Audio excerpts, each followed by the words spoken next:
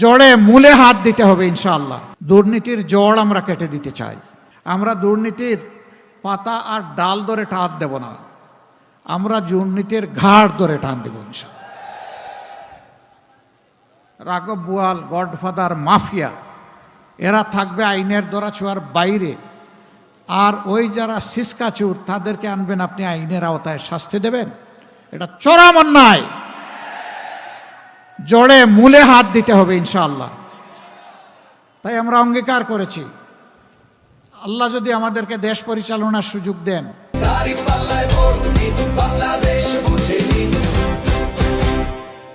আমরা নিজেরা চাঁদাবাজি করব না, করার কোনো প্রশ্নই উঠে না, এবং কাউকে চাঁদাবাজি করতে দেওয়া হবে না ইনশাআল্লাহ।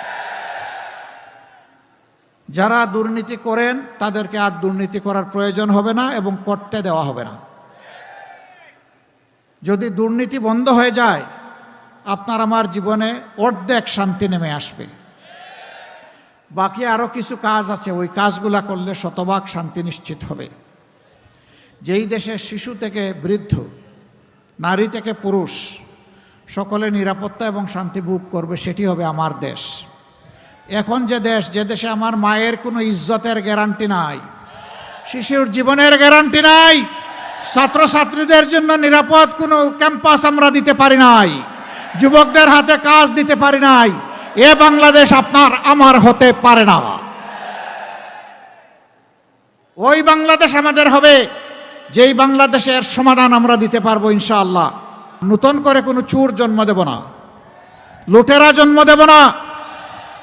বাংলাদেশের ব্যাংকগুলা ফুকলা হয়ে ব্রেকডাউন হয়ে আজকে থরথর করে কাঁপছে, অস্তিত্ব টিকিয়ে রাখার লড়াই করছে।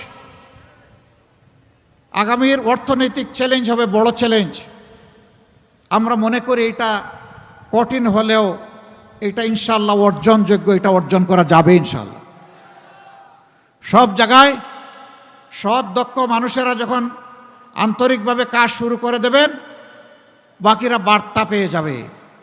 অনেকেই দেখবেন নিজে নিজে তওবা করে সোজা হয়ে যাবে, আর যারা সোজা হবেন না তাদেরকে আমরা সংশোধন করার চেষ্টা করব।